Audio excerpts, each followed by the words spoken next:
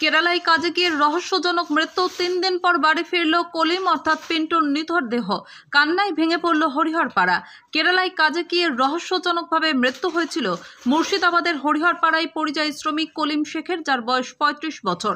মৃত্যুর 3 দিন পর শুক্রবার বিকেলে তার নিথর দেহ এসে পৌঁছয় নিজ গ্রাম হরিহরপাড়ার তরতিপুর দক্ষিণ পাড়ায়। মৃতদেহ আসতেই কান্নায় ভেঙে পড়েন তার মা, স্ত্রী ও পরিবারের অন্যান্য সদস্যরা।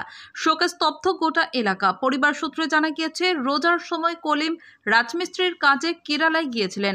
কাজের সূত্রে বাইরে যাওয়ার পর থেকে পরিবারের সঙ্গে খুব একটা যোগাযোগ রাখতেন না। কোরবানি ঈদের পর একবার মায়ের সঙ্গে শেষবারের মতো ফোনে কথা হয়েছিল তার। এরপর থেকেই যোগাযোগ বিচ্ছিন্ন ছিল। গত কয়েকদিন আগে হঠাৎই ফোনে পরিবার জানতে পারে কেরালায় কলিমের মৃত্যু হয়েছে। তবে কিভাবে এমন মর্মান্তিক ঘটনা ঘটল তা এখনো রহস্যে ঢাকা। পরিবার জানিয়েছে, কাটিহারে তার বিয়ে হয়েছিল, 2 সন্তান রয়েছে।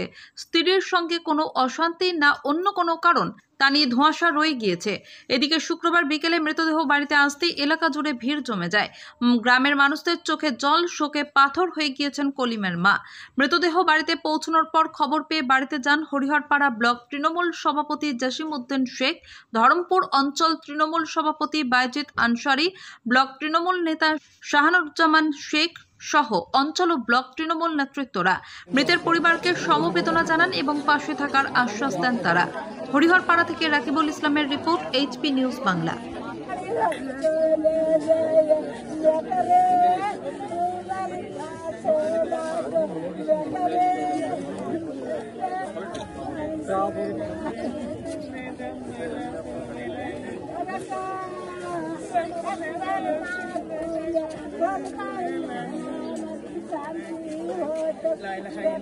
দেখো দেখে